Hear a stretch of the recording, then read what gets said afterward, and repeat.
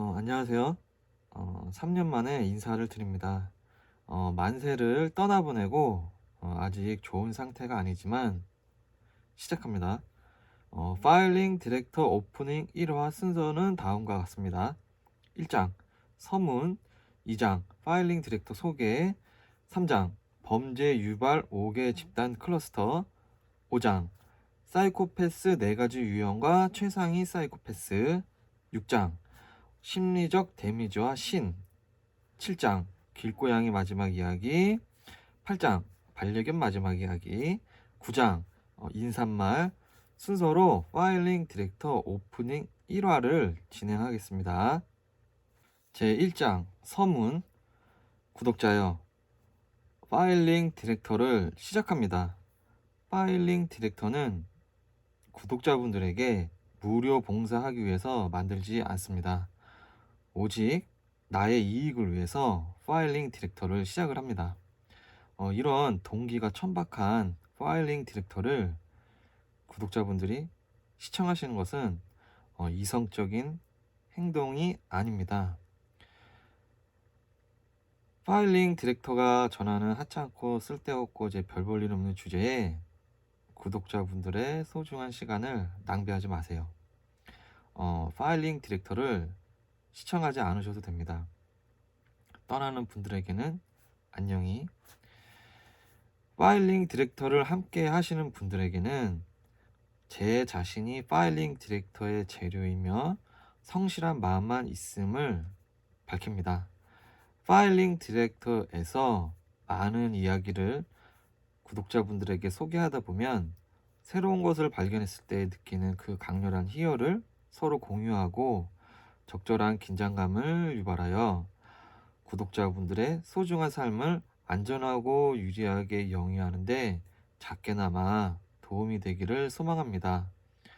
파일링 디렉터를 함께하는 형님, 누님, 아우, 누이들이 편안하게 파일링 디렉터를 시청하고 소중한 시간이 낭비가 되지 않도록 최선을 다하겠습니다.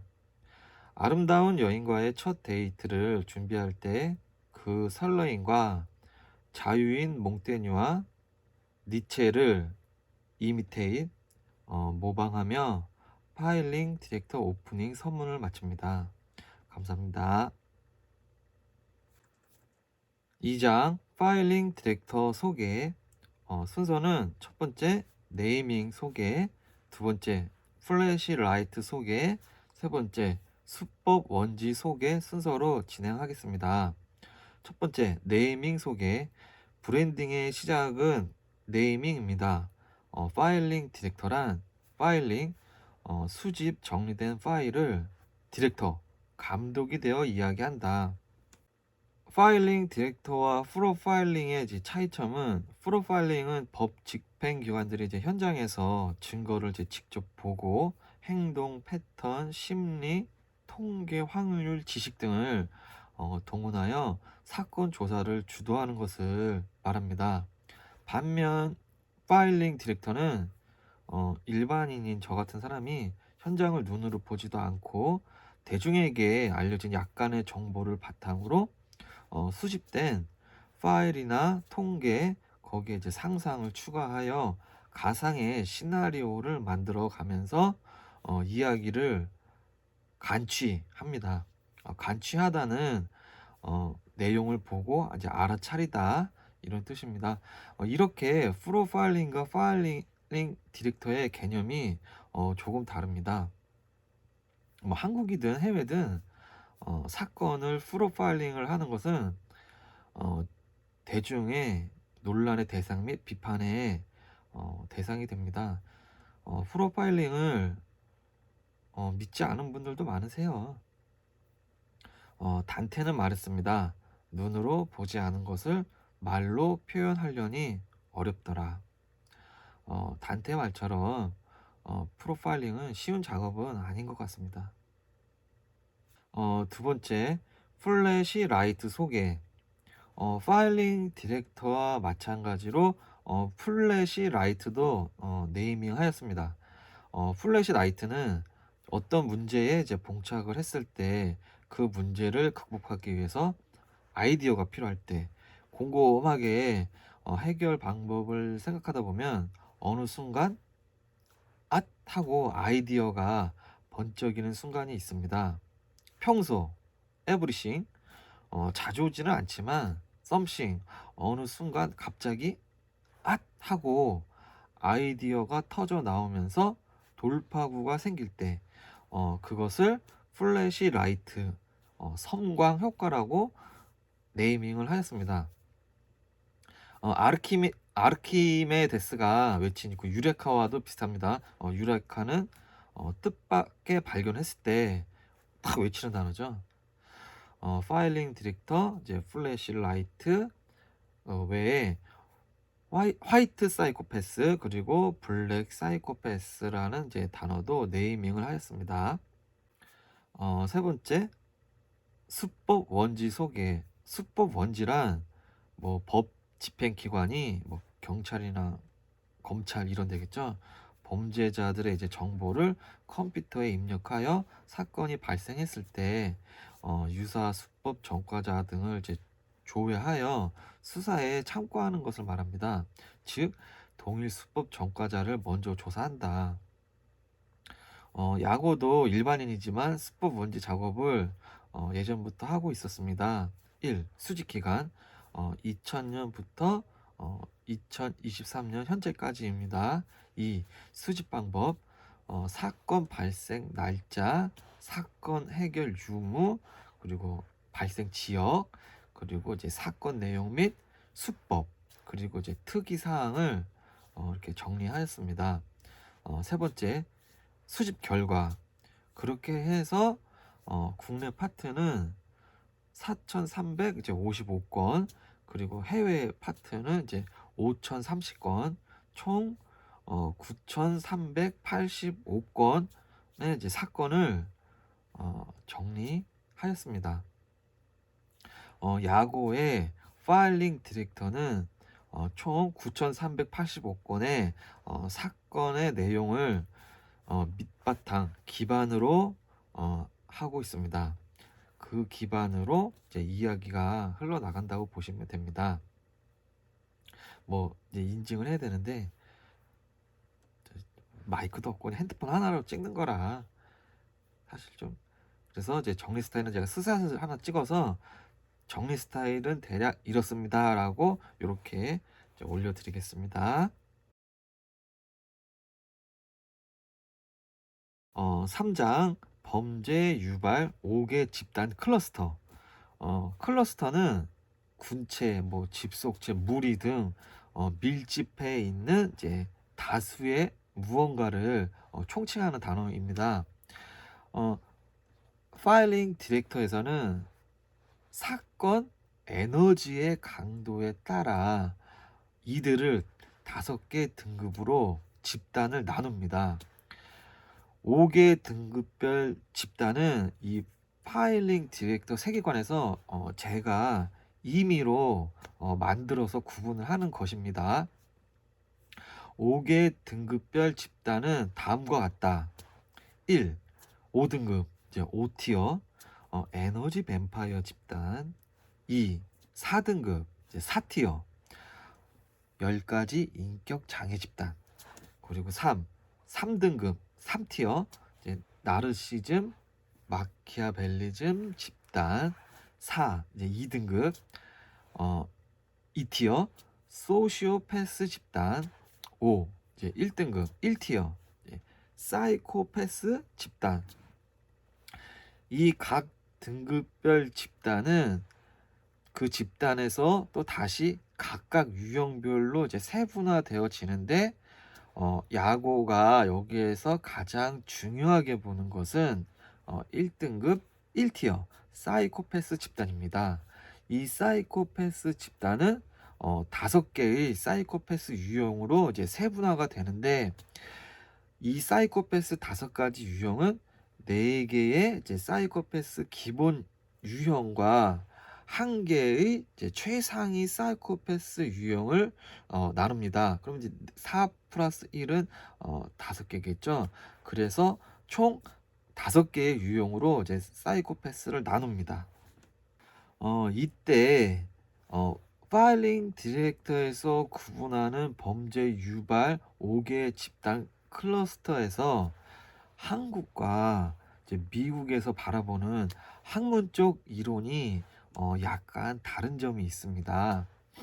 한국에서는 마키아벨리즘과 이제 소시오패스라는 단어를 이제 자주 언급되고 사용하는데 미국에서는 마키아벨리즘의 특징은 1차 사이코패스의 흡수가 되어서 사라지는 추세고, 2티어 소시오패스의 특징은 2차 사이코패스의 흡수가 되어 사라지는 추세입니다. 그러므로 미국에서는 마키아벨리즘과 소시오패스의 명칭 및 연구는 점차 사라지는 추세입니다. 하지만 한국에서는 마키아벨리즘과 이제 소시오패스를 아직 사용하는 분들이 많기 때문에 굳이 혼란을 줄 필요가 없으므로 한국식으로 그대로 사용하겠습니다. 요약하자면 마키아벨리즘과 소시오패스의 명칭 및 특징은 사이코패스에게 흡수가 되기 때문에 연구에서 사라지는 추세이다. 그러면 이 5개 집단을 등급별로 간단히 이제 소개를 하고 가겠습니다. 5등급 에너지 뱀파이어 집단. 캘리포니아 주립대 정신과 임상교수 주디스 올로프가 처음 사용을 하였습니다.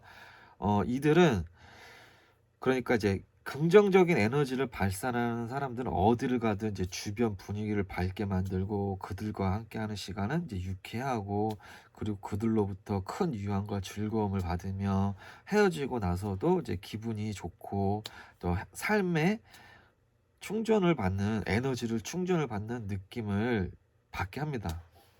반면 이 에너지 뱀파이어는 다른 사람의 이제 긍정적인 에너지를 빼앗고 이제 영혼을 고갈시키는 사람을 말합니다. 한국말로 쉽게 말하면 길을 빨아가는 사람 또는 진상, 이렇게 이제 말을 할 수 있겠습니다. 에너지 뱀파이어는 주위를 이제 둘러보면 지천에 널려 있습니다. 배우자나 자녀, 친척, 또 이제 에너지 뱀파이어에 포함이 됩니다. 이 에너지 뱀파이어들은 이제 지배적이고 뭐 권위적이고 피해 의식이 많고 편집 증세가 있고 강박적인 사람들입니다.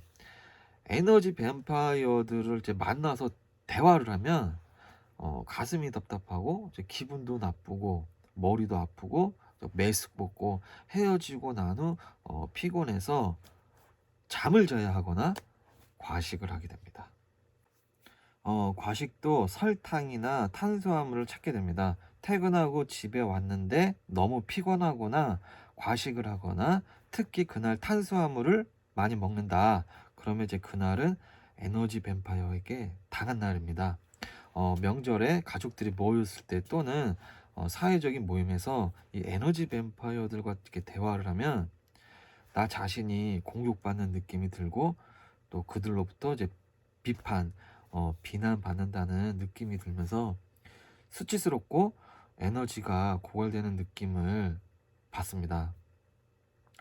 아무리 즐거운 모임을 해도 결국 집에 갈 때는 피곤합니다. 에너지 뱀파이어는 이제 일반적으로 7가지 유형으로 나눕니다. 첫 번째, 언제나 징징징 우는 소리를 늘어놓는 이제 피해자형. 두 번째, 주로 비난 및 지적을 퍼붓는 이제 분노 중독자형.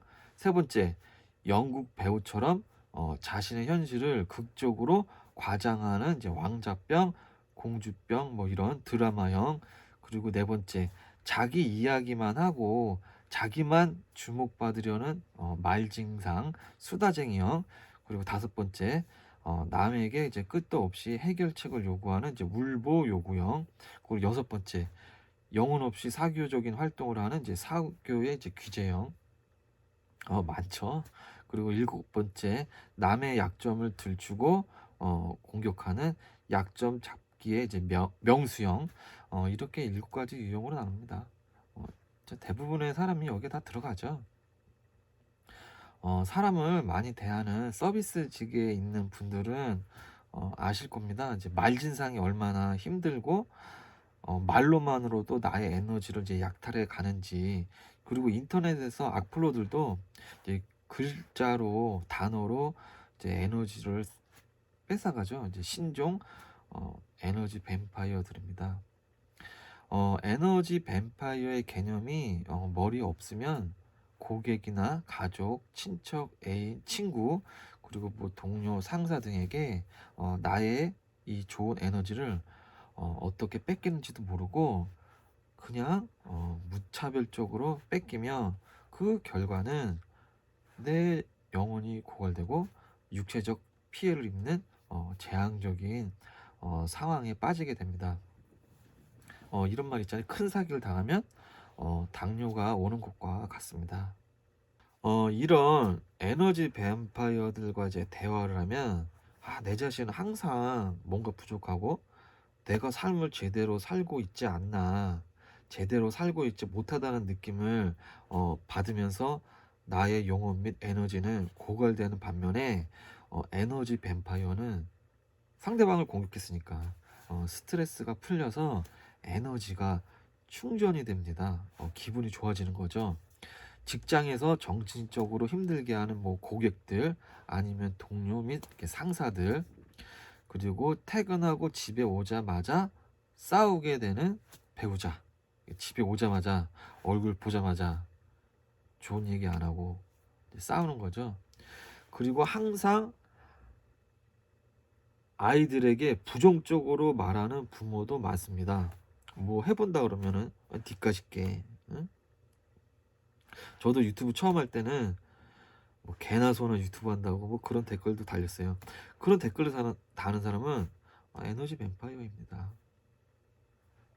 그리고 명절같이 좋은 날 비난받는 기분을 느끼게 하는 친인척들도 많아요. 이렇게 모인 상태에서 너 뭐 결혼 언제 할 거야? 너 뭐 직장을 뭐 어쩔 거야? 뭐 이런 친인척들 있죠. 돈도 안 주면서.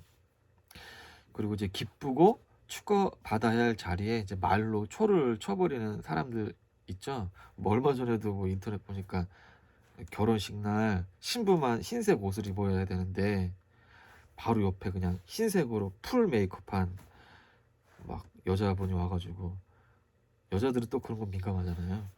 그런 것도 하나의 에너지 뱀파이어입니다. 아니, 신부만 주목받게 해주면 되지 거기 뭐하러 자기가 흰 옷을 입고 가냐고요. 그리고 걱정해주는 척하면서 은근히 엿을 매기는 사람들 많습니다.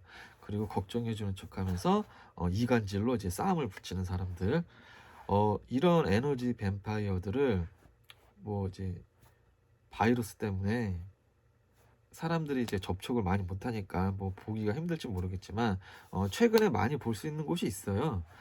남녀 솔로들이 나와서 데이트를 해갖고 이제 커플이 되는 방송입니다. 한마디로 남녀 솔로들이 나와서 짝을 찾는 방송입니다. 이 방송을 이렇게 유심히 이렇게 보다 보면은 뭐 여자든 남자든 솔로가 본인이 좋아하는 사람의 뭐 질투심을 유발하기 위해서 마음에도 없는 만만한 사람을 골라서 데이트 신청권을 사용하거나, 또 본인이 좋아하는 사람에게 거절당하자 본인이 힐링하려고 마음에도 없는 만만한 사람에게 데이트를 신청권을 사용하거나, 또는 본인의 자존감을 높이기 위해서 마음에도 없는 이제 만만한 사람에게 데이트 신청권을 사용하거나, 이런 모습을 볼 수가 있어요. 이런 에너지 뱀파이어들은 만만해 보이는 사람의 감정을 무시하고 만만한 사람의 감정을 짓밟고 그들의 에너지를 빼앗아 본인만 힐링하려는 에너지 뱀파이어입니다. 많아요. 근데 그 방송을 보면 또 당하는 사람들이 있잖아요. 그 당하는 사람들을 보면 이게 뭔지도 모르고 이제 속수무책 당하는 사람이 있고, 알아차렸어. 불쾌하지만 이렇게 내색을 못하는 사람이 있고, 또 반면에 적극적으로 이제 반격을 해서 에너지 뱀파이어에게 이제 따끔한 맛을 보여주는 사람이 있습니다. 젊은 분들은 바로바로 반격들을 요즘 하더라고요. 이런 에너지 뱀파이어들에게서 본인을 이제 스스로 방어하는 기술을 숙지하시고 행동을 해야 함을 좀 알고 계셔야 합니다. 바보같이 당하기만 하면 당신의 인생은 지옥이 될 것이다. 이런 에너지 뱀파이어들은 5등급으로 제가 설정을 했고, 주변에 가장 흔한 집단이면 에너지 뱀파이어들은 이제 지속적으로 상대에게 진상짓을 하는 거죠. 이제 선을 넘다가 상대방의 이제 트리거를 잘못 건드려서 목숨을 잃고 이제 뉴스에 나올 수가 있으니까 조심하셔야 합니다. 4등급 10가지 이제 인격 장애 집단, 많이들 알고 계시죠? 편집성, 분열형, 반사회적, 경계성, 연극성, 자기애성, 회피성, 의존성, 이제 강박성, 이렇게 10개가 있습니다. 여기서 간단한 문제. 이 10가지 인격 장애 중 영화나 이게 TV에서 가장 많이 언급되는 소위 인기 있는 인격 장애 1등과 2등은 이제 무엇일까요? 생각하셨어요? 정답은 1등은 반사회적 인격 장애입니다. 2등은 이제 경계성 인격 장애입니다. 영화나 TV 방송에서 인기가 있는 이유는 범죄를 가장 많이 저지르기 때문입니다. 반사회적 인격 장애는 범죄를 가장 많이 저지르는 이제 유형입니다. 교도소 수감자의 7에서 80%는 반사회적 인격 장애 증상을 이제 보인다는 연구 결과가 많습니다. 그러니까 그렇겠죠. 그리고 이제 반사회적 인격 장애자는 추가로 50%는 불안 장애를 가지고 있고 25%는 이제 우울증 장애를 가지고 있다고 합니다. 그러니까 이제 불안 장애가 있고 이제 우울증이 왔으면은 이제 빨리 치료를 하는 게 좋다. 그리고 이제 5등급 에너지 뱀파이어가 4등급 반사회적 인격 장애에게 평소같이 일반인한테 같이 이제 진상을 부리면 뉴스에 나올 수가 있습니다. 그쵸? 반사회적 인격 장애 있는 사람이 욱해가지고 그냥 제껴버릴 수가 있죠. 진상도 그래서 사람을 봐가면서 선을 넘지 않고 부려야 합니다. 뭐 이런 막 카터칼 사건 이런 거 욱해가지고 편의점에서 카터칼 사와가지고. 반사회적 인격 장애는 사회적 규범을 위반하는 행동을 막 반복하기 때문에 뭐 사이코패스와 소시오패스와 뭐 관련성이 막 있다 없다 막 이렇게 자주 언급이 되거든요. 뭐 전문가 분들한테. 그런데 이제 야고의 파일링 디렉터에서는 반사회적 인격 장애를 사이코패스와 소시오패스와는 이제 조금 다르게 보는 미국 학자분의 이론을 채택하고 있습니다. 이제 같이 보지 않고 각자 다르게 보고 있습니다. 3등급 나르시즘과 이제 마키아벨리즘 집단. 3등급부터는 이제 구조가 이제 약간 복잡합니다. 다크 트라이어드 기본 3구성. 첫 번째 나르시즘, 마키아벨리즘, 이제 사이코패스, 이 세 개의 특성을 한 묶음으로 이제 기본 구성을 합니다. 이 세 개의 다크 트라이어드 특성은 각각 이제 독자적인 성질을 갖추고 있지만, 이게 문제는 상호 이제 교차, 중복이 되는 분들이 많아서 그래서 약간 복잡합니다. 그러니까 이 세 개의 특성이 상호 간에 중복이 되는 부분을 뭐 학문적으로나 이제 기술적으로나 전문가분들이 잘 구분해야 합니다. 이 파일링 디렉터에서는 이 다크 트라이어드에서 마키아벨리즘과 나르시즘은 따로 이렇게 3등급으로 구분을 하고 사이코패스는 빼요. 빼서 1등급으로 따로 구분을 하는 이제 이론을 채택하고 있습니다. 그러니까 3등급에는 지금 나르시즘하고 마키아벨리즘 이 두 개밖에 없는 겁니다. 그리고 이 다크 트라이어드 이 세 가지의 특성에서 제가 구독자분들에게 한 가지만 전해야 한다면 이 세 가지의 특성, 나르시즘, 마키아벨리즘, 사이코패시즘 이 세 개의 특성이 교차되는 공통적인 특징을 가지고 있는데 이 세 가지의 특징이 적대감이라고 불리는 성격적 특성을 공유를 하고 있습니다. 적대감, 국가, 사회, 직업, 사람, 정치, 동물, 기타 여러 가지 그냥 적대감이 있어 보이는 사람들은 일단 피하는 게 좋다. 나르시즘에 대해서 간단히 소개하겠습니다. 나르시즘은 이제 두 가지 유형으로 나눕니다. 간편하게 거창한 오만형 나르시즘, 남을 이렇게 막 착취하는 지배적인 거래를 하는 이제 오만함이 있고 타인에게 과시를 하는 노출증이 있습니다. 그리고 나약한 연약형 나르시즘, 수줍음을 타며 감정적으로 불안정한 기분을 가지고 있어서 다른 사람들을 불신을 하고 또 자기 비판을 하는 특징이 있습니다. 지금 보시는 유튜브 또는 블로그 또는 인스타그램 이런 거를 하는 사람들이 많죠. 대중들 앞에 자신을 오픈하는 사람, 드러내는 사람은 기본적으로 자신을 표현하고 싶은 노출증이 있는 사람들입니다. 저도 오만한 나르시즘의 노출증이 있어서 지금 이렇게 유튜브를 찍는 겁니다. 저도 나르시즘이 강하다. 유튜브, 블로그, 인스타그램 중에서 그렇다고 이제 가장 노출증이 요즘 심한 사람들, 가장 노출증을 충족시켜주는 것은 인스타그램입니다.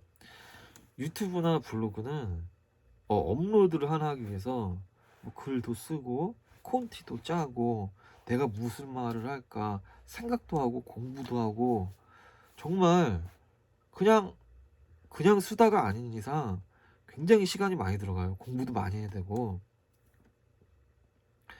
그렇게 노력과 시간이 많이 들어가는데 인스타그램은 막 음식 사진 이렇게 호텔 수영장 이렇게 사진만 딱 올리고 이제 태그만 있으면 되기 때문에 매우 간단하게 노출증도 해소되고 또 사진도 거기에 또 저장이 되고 막 갤러리 같이 볼 수도 있고 또 광고가 달려서 돈도 벌고 돌 하나 던져서 새 세 마리를 잡는다. 일석삼조다. 그래서 악성 나르시즘 유형들에게는 인스타그램보다 이제 좋은 게 없다. 저도 이제 인스타그램을 해보고 싶은데 아직 거기까지는 못 간 것 같아요. 유튜브도 하기 힘들어가지고. 하여튼 저도 나르시즘이다. 마키아벨리즘에 대해서 이제 간단히 소개하겠습니다. 목적 달성을 위해서 수단과 방법을 가리지 마라. 이런 말이 많죠. 15세기 후반 르네상스 시대 태어난 이제 이탈리아의 사상가 겸 정치 철학자 니콜로 마키아벨리 군주론에서 이제 파생이 되었다. 서양 이탈리아의 이제 군주론에 유사한 것이 한국에는 없어요. 근데 동양에는 중국의 후학이 있습니다. 도덕적 면에서 군주론보다 중국의 후학이 좀 더 한 단계 레벨 높게 이제 지독하다. 이제 그 이유는 군주론은 목적 달성을 위해서 수단과 방법을 가리지 마라. 그래도 목적과 결과를 중요시하지만 후학은 목적 달성도 필요 없다. 수단과 방법을 가리지 마라. 이렇기 때문에 결과도 필요 없다 식입니다. 중국의 문화 대혁명 같은 거 보면은 자기들 스스로 문화재를 이제 개별적으로 막 파괴하고 말살하는 걸 볼 수 있잖아요. 그 말살하는 대상이 문화재, 물론 사람도 많이 그렇게 했지만 대상이 문화재에서 사람으로 언제든지 바뀔 수가 있기 때문에 후각이 더 세다. 그 문화재에서 그 대상이 사람으로 바뀌면 어, 학살이 일어납니다. 이 군주로는 300년 이상 금서, 이제 악마의 책으로 이제 외면을 받다가 19세기 초중반에 이제 헤겔이라는 철학자가 이제 재평가하면서 높게 평가되기 시작하면서 현재는 이제 고전의 반열에 이제 오르게 됩니다. 또 하나의 이제 군주로는 일종의 이제 자기계발서라고 이제 보시면 되는데, 이상하잖아요. 목적 달성을 위해서 수단과 방법을 가리지 마라. 이제 이런 개념을 받아들이는 사람의 인문학적 교양 뭐 수준에 따라서 군주론의 해석이 완전히 달라질 수가 있습니다. 그게 위험한 거죠. 반사회적 성격 장애가 있는 사람이 뭐 군주론을 읽고 왜곡되게 해석하여 목적 달성을 위해서 수단과 방법을 가리지 않기 시작하면 사회적으로 큰 문제가 발생을 하겠죠. 그리고 뭐 나이나 성격에 따라서 사람마다 군주론을 이제 약간 다르게 느낄 수가 있습니다. 뭐 학자마다 뭐 주장이 각기 다르겠지만 최근에는 이렇게 보면은 마키아벨리즘은 이제 임상 문헌에서는 많이 언급되지 않고, 그 반면에 이제 문학 쪽에서 더 많이 언급이 되고 있어요. 그래서 이제 파일링 디렉터에서는 이 3티어 마키아벨리즘은 이제 1티어 1차 사이코패스의 구조에 포함되기 때문에 마키아벨리즘이라는 이제 별도의 구성으로 이제 모델적 가치가 있지는 않다는 이론을 채택하고 있습니다. 한국에서 강의라든지 강연에서 군주론을 정치인이나 기업인에게 권장 도서로 이제 권장을 많이 하는데요. 420년 전에 금소로 이제 지정될 정도로 이제 에너지가 강한 책을 정치인이나 기업인에게 권장 도서로 추천을 한다? 정치인이나 기업인들은 사실상 일반 개인이 아니잖아요. 대중을 이끌어가는 리더급들이잖아요. 이런 사람들에게 이게 과연 이제 권장할 만한 책인가라는 이제 의문이 드는데요. 그래서 이제 백인들은 현재 군주론을 이제 어떻게 생각할까, 그런 의문이 생겨서 그 군주론에 대해서 영문 논문을 몇 편 번역해가지고 이렇게 살짝 읽어봤는데, 그 중에 나와 생각이 같았던 백인 학자의 말을 소개하겠습니다. 그 백인 학자 말, 군주론을 현재에 대입을 하면 감옥에 가니 이제 하지 마라입니다. 요약을 하겠습니다. 1. 마키아벨리즘은 이제 사이코패스에 귀속된다. 2. 에너지 범죄율 에너지의 강도는 나르시즘보다 마키아벨리즘이 높고 마키아벨리즘보다 이제 사이코패스가 높다. 당연히 그렇겠죠. 그리고 세 번째, 목적을 위해서 수단과 방법을 가리지 말고 행동하면 현재 시대에는 감옥에 갈 수가 있다.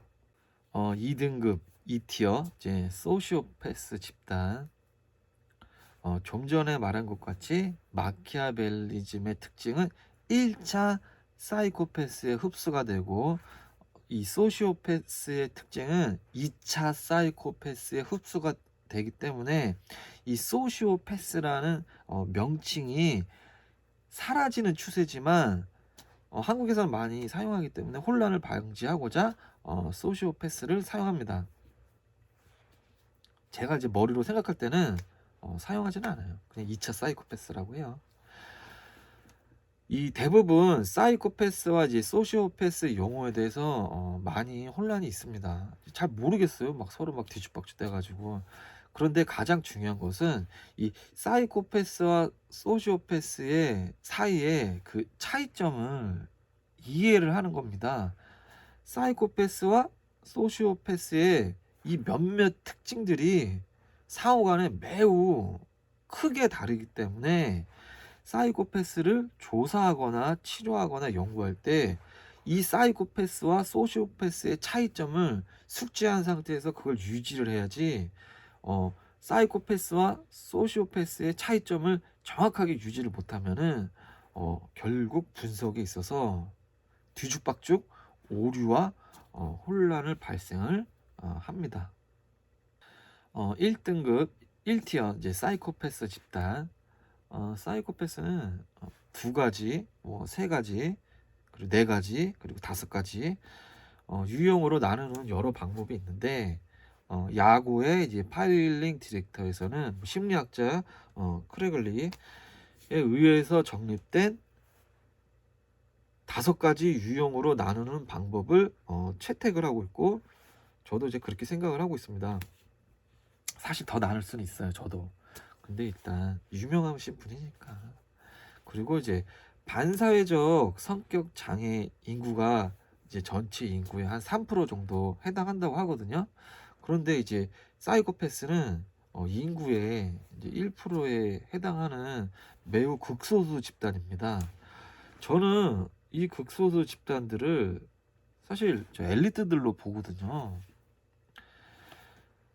그리고 이제 전체적으로는 남자의 17% 그리고 여성의 7%는 사이코패스의 그 강약의 차이가 있을 뿐 사이코패스의 그 조건의 그 영향권 안에 들어간다. 남자의 17%, 여자의 7%. 그 예를 들면은 남자가 100명이 모이면은 그 중에 17명은 치열한 권력 쟁탈전에 돌입을 하고 여자가 100명이 모이면은 그 중에 7명은 아주 치열한 권력 쟁탈전에 이제 돌입을 한다. 5장 이제 사이코패스의 5가지 유형. 우리 구독자분들은 사이코패스 하면 느낌이 어떠세요? 나쁘다, 그죠? 사이코패스의 오류입니다. 사이코패스를 연쇄살인범과 같은 흉악범과 이제 비교를 하는 전통적인 오류를 범하고 있어요. 그러니까 대중은 사이코패스 하면 이거 진짜 나쁘다 라는 이제 극단적인 인식을 가지고 있습니다. 그러나 현실은 그렇지 않다. 사이코패스는 일상생활 속에서도 널리 나타나고요. 인간은 정도의 차이가 있을 뿐이지 모두 사이코패스의 후손입니다. 저도 사이코패스고 여러분도 사이코패스예요. 그 사이코패스가 부모의 역량 그리고 가정교육 그리고 수준 높은 학습 이 윤택한 주변 환경 속에서 성장했을 때 이 사이코패스가 가진 그 대범함과 강력한 추진력이 여러 직업군에서 성공하는 동력의 원동력이 됩니다. 사업가, 정치인, 법조인 등 사회적 리더가 될 가능성이 매우 높습니다. 확률적으로도 고학력일수록 재산이 많을수록 이제 범죄를 저지를 가능성이 사실상 낮습니다. 왜? 잃을 게 많으니까 몸을 살인다. 실제로 잃을 게 많은 사람은 범죄를 많이 저지르지 않아요. 그 부의 강력한 힘은 범죄 환상을 눌러버린다. 그 부가 사이코패스를 그 부가 눌러서 리더로 만든다. 근데 이 사이코패스의 부가 없어. 그럼 범죄를 저지를 확률이 굉장히 높죠.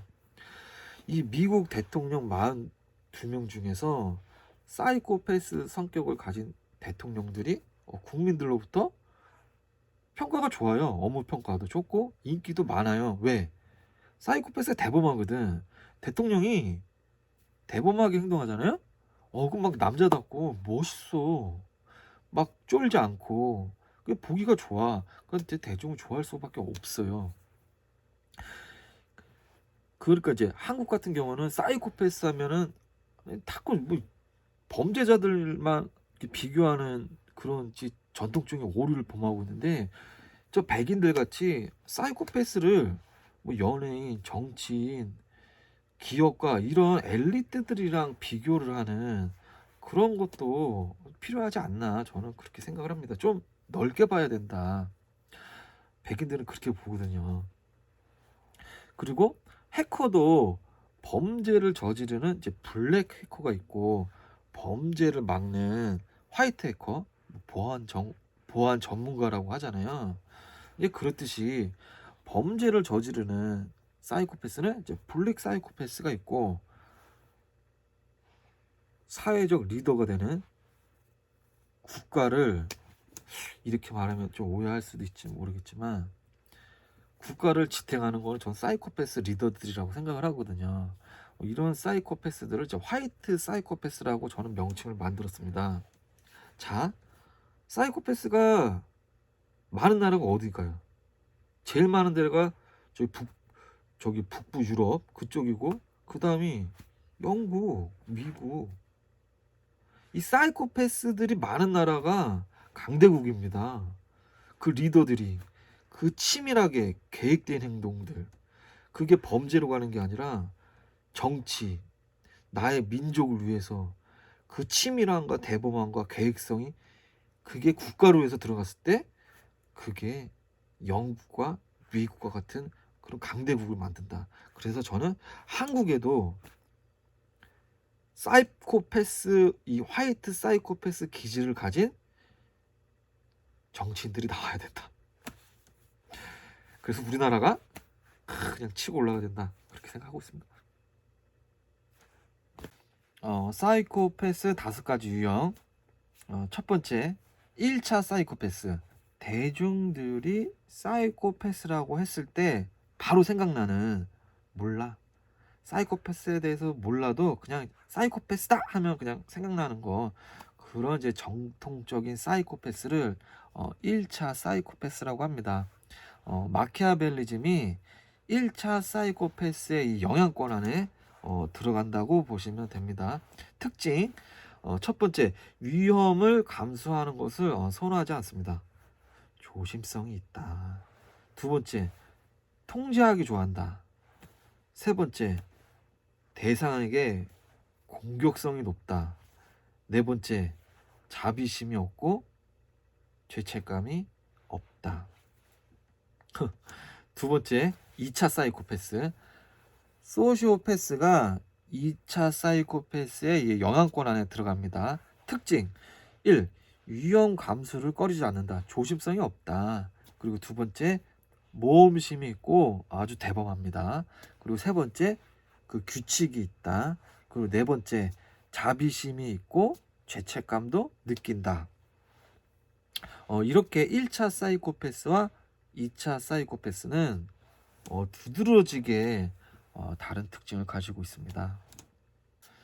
세 번째, 카리스마 사이코패스. 특징, 매력적이고 재능도 있고 거짓말을 병적으로 하면서, 이제 가장 큰 특징이 일단 여자를 잘 속여요.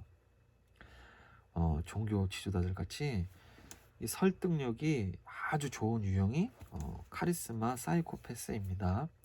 그리고 네 번째, 디스템퍼드 이제 사이코패스.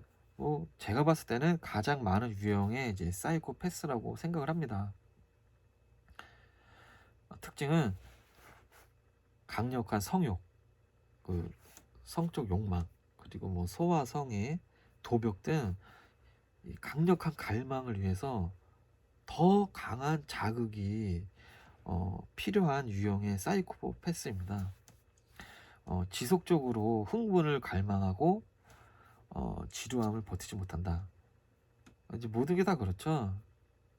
점점점 자극을, 강한 것을 원하잖아요. 뭐든지. 그렇지 않으면 막 지루하고, 모든 게 다 그래요.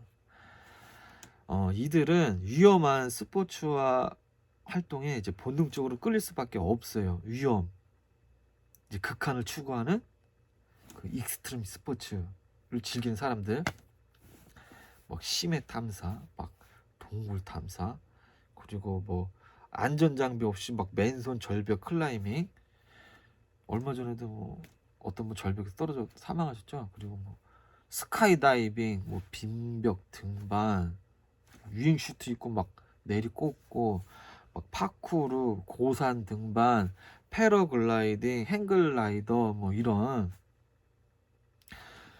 평범한 사람들은 이제 엄두도 못 내는 이제 익스트림 스포츠를 하는 사람들입니다. 이쪽 분야도 주로 백인들이 거의 대부분 주도를 하죠. 이 사이코패스라는 게 한국에서 아무리 사이코패스 해봤자 이 백인들 사이코패스한테는 비교 대상이 되질 않아요. 저 사람들은 레벨이 높다. 익스트림 스포츠는 디스템버드 사이코패스의 영향권에 들어있다 라고 이제 보시면 됩니다. 5번째, 마지막으로 이 사이코패스 세계의 끝판왕, 어둠의 지배자, 최상위 사이코패스. 지금까지 연구되거나 이제 뭐 대중에게 사이코패스라고 알려진 사이코패스들은 뭐 모두 검거된, 어떻게 보면 이제 실패한 사이코패스들입니다. 최상위 사이코패스는 검거되지 않은 성공한 사이코패스들이라고 저는 말을 하고 싶고요. 검거가 되어도 뭐 경찰이 잡은 게 아니라, 수사에서 잡은 게 아니라 아주 우연치 않게 사이코패스 스스로 실수를 해서 이제 검거된 최상위 사이코패스들이 몇 명 있습니다. 가장 끄집어내기 힘든 사이코패스들입니다. 아주 깊숙이 숨어 있기 때문에 이 최상위 사이코패스들의 이제 특징에 대해서 이제 간단히 이야기하겠습니다.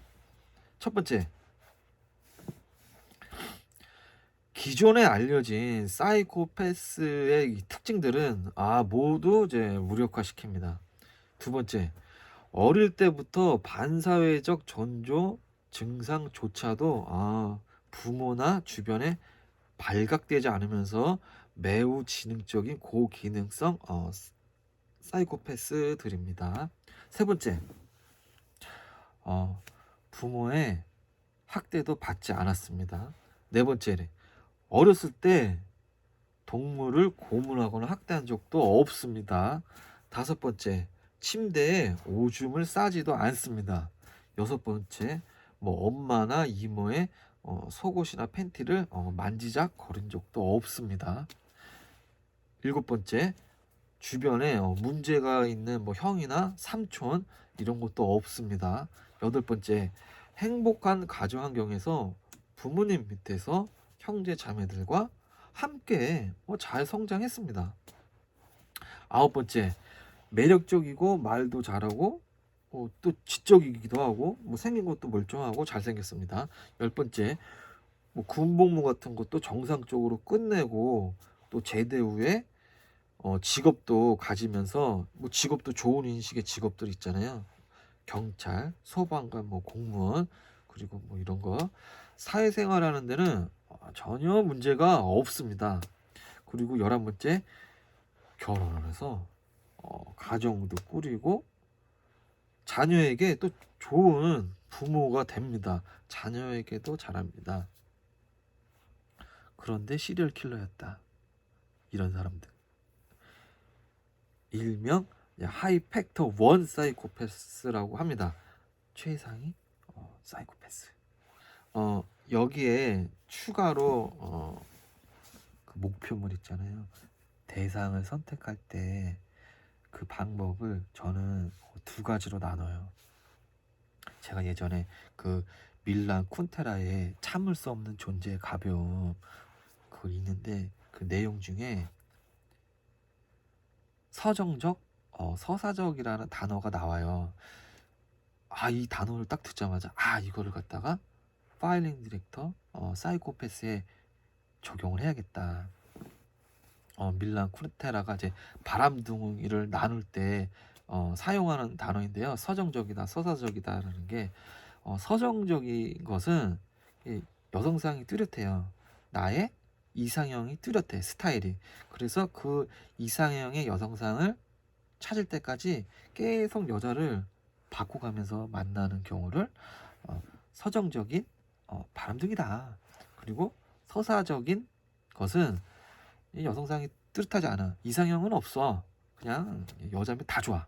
닥치는 대로 그냥 막 짐승같이 다양한 여자를 만나는 경우를 서사적인 바람둥이다.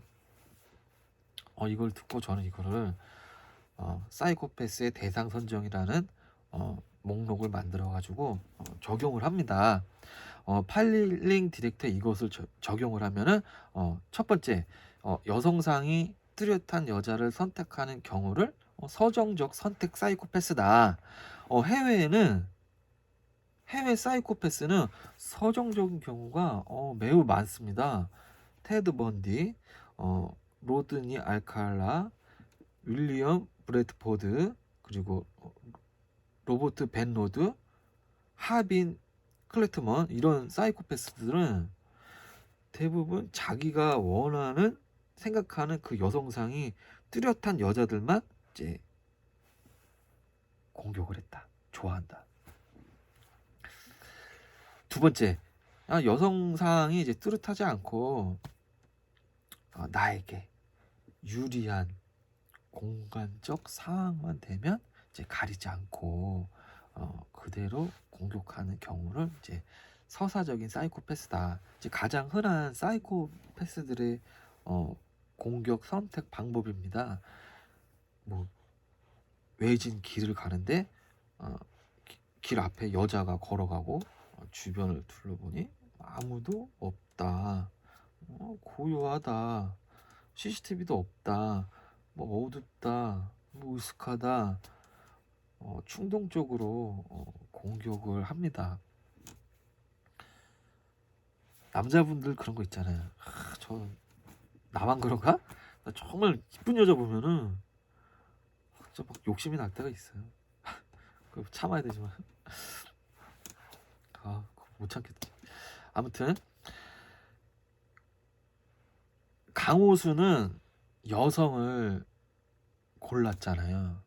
골라서 이제 공격하는 서정적인 사이코패스고, 이춘재는 초등학생부터 노파까지 여성들을 이제 닥치는 대로 공격하는 이제 사이코패스다라고 저는 개인적으로 주장을 합니다. 그러니까 기술적인 접근, 유인 측면에서 서사적인 사이코패스보다 서정적인 사이코패스가 이제 레벨이 높다. 왜? 꼬셔서 유인을 해야 되니까. 여자들도 의심을 많이 하잖아요. 그래서 저는 이춘재보다 강호순이 레벨이 좀 높다. 요약하겠습니다. 사이코패스는 1차 사이코패스, 2차 사이코패스, 카리스마 사이코패스, 디스테퍼드 사이코패스, 하이팩터 원 사이코패스 5가지로 나눈다. 그리고 목표물 대상 선정에서는 서정적, 서사적으로 성향을 나눌 수 있다. 이렇게 요약하겠습니다. 6장 심리적 데미지와 1. 심리적 데미지. 사건 사고를 대중매체로 간접적으로 접하거나 뭐 사건 유튜브, 형사님들 뭐 유튜브, 그리고 지금 보시는 이제 파일링 디렉터 이런 거를 이제 시청하실 때 보면은 구독자분들이 심리적 데미지를 크지는 않더라도 이제 조금씩은 받습니다. 사람은 뭐 크게 받는 직업군도 많잖아요. 특히 이제 군인, 경찰, 소방관, 의사, 간호사 이런 분들이 이제 실제로 전투 현장, 막 사건 현장, 사고 현장, 의료 현장을 직접 눈으로 보았을 때 심리적 데미지를 입을 수밖에 없다. 특히 경찰 수사관으로서 깊이 있게 성장하는 과정에서 시간이 걸리잖아요.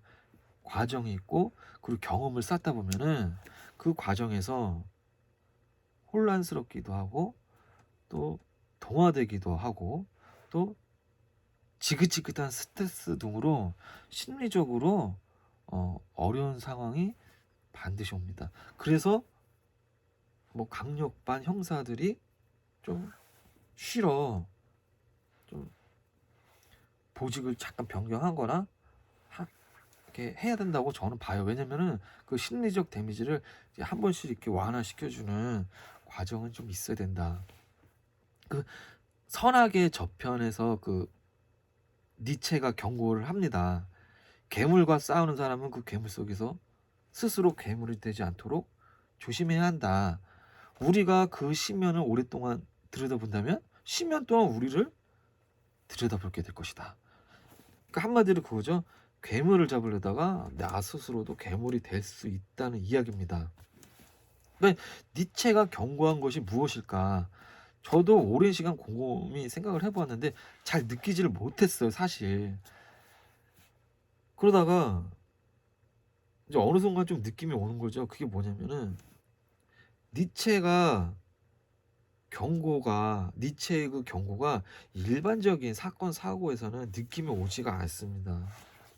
일반적인 사건은 뉴스를 한번 보면 끝. 하루 지나면은 뇌에서 사라져 버려요. 그냥 끝 잊혀져요. 그런데 이 사이코패스들의 사건은 느낌이 다릅니다. 사이코패스의 사건이 가져오는 그 강렬한 자극이 전파가 돼요. 나한테 내면 속으로. 사이코패스 사건의 그 강렬한 자극이 글이라든지 영상이라든지 사진으로 전파가 돼서 나의 이 내면 속 깊은 곳에 숨어있는 페르소나, 나의 가면을 이렇게 살짝 열기도 합니다. 그 강렬한 자극이 있기 때문에 사이코패스 사건은 계속 반복적으로 언론을 통해서 전문가들을 통해서 회자가 되면서 사람들에게 자꾸 이야기가 되는 거예요. 그리스 로마 신화가 계속 이야기가 되듯이 이 사이코패스 사건은 100년이 지나도 200년이 지나도 계속 회자가 되는 겁니다. 왜? 이 강렬한 자극이 있거든. 그 강렬한 자극을 계속 공유하는 거예요. 피할 수가 없어. 이 파일링 디렉터를 시청하시는 분들은 그 강렬한 자극을 인지를 하고 방어를 할 수가 있어야 됩니다. 이 데미지라는 것을 심리적 데미지를 극복을 하기 위해서는 이제 강력한 신성한 힘이 필요해요. 그 힘은 뭐 직업적인 사명감도 있을 수가 있고 그 나만의 신념 그리고 뭐 종교의 힘 그리고 뭐 나의 가족의 생계를 위해서 나는 할 수 있다 라는 뭐 이런 게 있을 수가 있는데 제가 추가로 이제 도움을 뭐 되는 것을 말한다면 사실 저도 칸트에 대해서 몰라요. 뭐 아는 거는 없지만 하나는 알아. 그게 뭐냐면은 칸트의 그 실천 이성 비판에서 그 정언명령이라는 나만의 법칙과 준칙을 만들어서 이제 끊임없이 자신을 통제하는 것을 추천을 합니다. 운동을 하다가 부상이 올 것 같으면 운동을 이제 잠시 중단을 하고 잠시 휴식을 취해야 하듯이 나만의 법칙과 준칙을 만들어서 스스로 쉼을 컨트롤, 통제해야 하는 게 좋지 않을까. 그러면은 좀 심리적 데미지가 적어질 수가 있어요. 두 번째 God, 가시라고 그러죠. 신. 구독자분들은 이제 신이 있다고 생각을 하십니까? 종교를 떠나서 없다고 생각하는 분도 있고 있다고 생각하는 분도 있겠죠. 인간의 삶에서 이제 신이 없다, 천국 지옥이 없다, 사후 세계에 이제 심판이 없다, 천국행 지옥행 열차에 탑승을 하는데 심판하는 사람이 없다. 인생은 오직 한 번뿐이다. 그러면 인간들은 역시 본능적으로 한번 살겠다. 지옥도 없는데 그냥 응? 신이 없듯이 인간이 이제 인간으로서 인격을 지켜야 할 근거를 기초적으로 확보할 수가 없겠죠. 그러니까 카오스, 혼란이 오겠죠.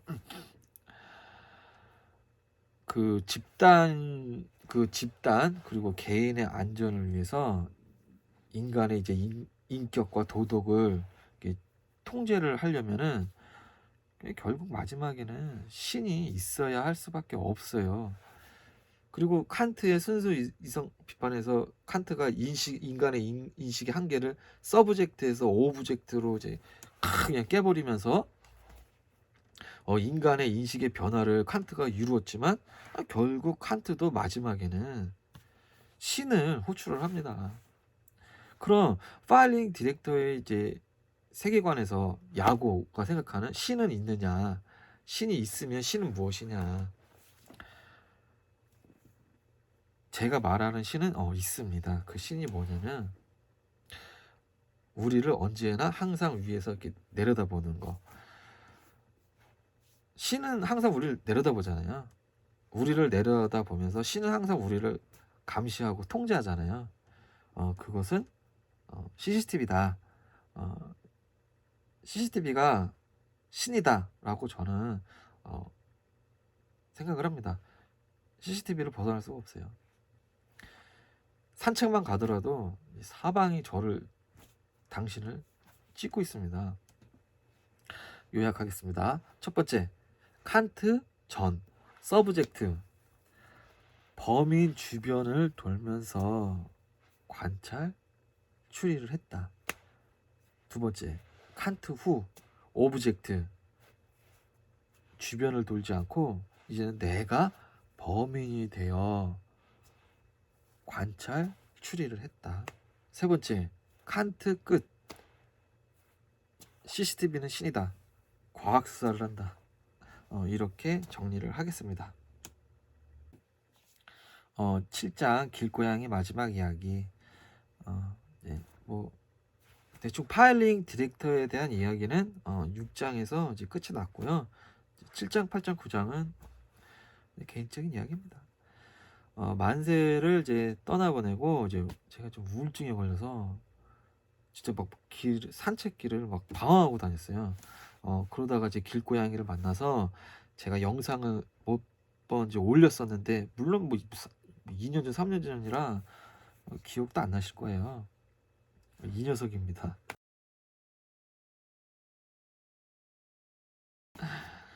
이 녀석의 그래도 마지막 이야기를 이제 구독자분들에게 전해야 하지 않을까. 왜? 내가 그래도 영상을 올렸으니까. 그래서 이 길고양이의 마지막 이야기를 구독자분들에게 전합니다. 첫 번째 2000년 11월 12일 이 고양이가 이제 실종이 됐습니다. 갑자기 매일 보이다가. 그리고 두 번째 실종 후 찾아봤는데 찾지를 못했어요. 그 캣맘 분들도 막 사방사방 다 찾았는데 없어졌어요. 고양이가 갑자기 없어졌어요. 그리고 세 번째 실종되고 나서 2개월 후인 1월 12일 한창 추울 때죠. 한창 추울 때 그 고양이가 다시 나타났습니다. 그 네 번째 궁금하잖아요. 그래서 막 제가 물어보고 다녔는데 사연인즉 예측을 하는 거예요. 이제 입양이 되었다가 그 설사 같은 게 좀 있잖아요. 길고양이 이런 게 그게 이제 그거를 아마 입양하신 분이 그 치료를 실패하신 것 같아요. 그 실패해가지고 다시 길로 파양이 되었다라고 이제 사연을 이제 듣게 되었습니다. 다섯 번째, 다시 파양해서 이제 길로 2달 만에 나왔으니 이제 그 길냥이가 적응을 못했어요. 적응을 못하는 모습 보이자 이제 나이 많으신 이제 캣맘분께서 이제 집에서 좀 조금씩 보살펴 주면서 다시 길생활에 적응시켜 주려고 했는데 남편분이 반대를 해가지고 이제 그렇게 못하는 와중에 여섯 번째 이제 소식을 들은 그 캣맘님이 이미 집에 길냥이를 4마리를 입양해서 기르는데 이 양이가 이제 적응을 못하니까 입양을 하셨습니다. 일곱 번째 이제 가정이 있는 집에 입양이 되어 지금 다섯 번째 고양이 막내로 아주 잘 지내고 있고 그 캣맘 부인이 그 사료를 바꿔서 그 설사나 뭐 이런 것까지 다 치료가 됐다고 합니다. 여자 고양인데 다행히도 이제 우여곡절 끝에 이제 행복하게 마무리가 되었습니다. 입양된 사진은 영상 마지막에 제가 올려드리겠습니다. 마지막에 그 한번 보세요. 8장 반려견 만세 마지막 이야기. 반려견 만세를 보내고 거의 한 3년이 좀 넘게 지난 것 같아요. 반려견 사망 신고에 대해서 좀 간단하게 이야기를 해드릴게요. 노견 기르시는 분들도 있으실 수 있으니까. 사망 신고는 온라인, 오프라인 이제 두 가지 방법이 있습니다. 반려견 사망 신고는 30일 이내에 해야 한다고 하는데 저는 그때 당시에 몇 개월 후에 했는데도 이렇게 이상은 없더라고요. 그리고 이제 오프라인은 세 가지 서류가 필요합니다. 첫 번째 동물 등록 변경 신고서, 그리고 두 번째 동물 등록증, 그리고 세 번째 저기 등록 동물의 폐사 증명 서류를 준비한 다음에 이제 시나 군, 청, 구청 이런 데 제출을 하시면 됩니다. 좀 번거로워요, 오프라인은. 그리고 온라인은 동물보호 그 관리 시스템 사이트에 접속을 한 다음에 반려동물 이제 사망 신고를 하면 됩니다. 서류 이런 거는 필요 없이 그 동물 등록할 때 그 번호 있잖아요. 목줄에 이렇게 있는 거, 그거를 이제 입력한 후에 이제 사유 어떻게 뭐 나이를 먹어서 죽었다, 사고로 죽었다 이렇게 사유만 적으시면 됩니다. 오프라인보다 온라인이 절차가 이제 매우 간단합니다. 그 사건 이런 거를 이제 수집하는 취미를 가져가지고 이런 걸 이제 수집을 하다 보면요, 반려견을 떠나 보낸 후에 사람도 사망하는 사건이 드물지만 간혹 있어요. 반려견과의 이제 이별은 뭐 각자 다들 미리 준비를 해도 실제로 그 이별이 일어났을 때는 매우 크게 상실감이 밀려옵니다. 그 죄책감도 밀려와요. 막 이렇게 혼내는 거 있잖아요. 아, 내가 그때 혼내지 말았어야 되는데 뭐 그런 생각.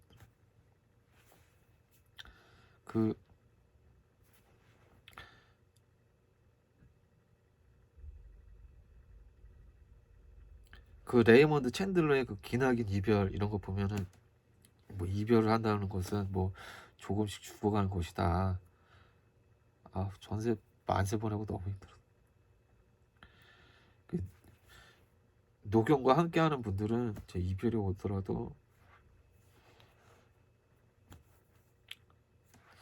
그 잘 이겨내시기 바랍니다. 그 또 사람들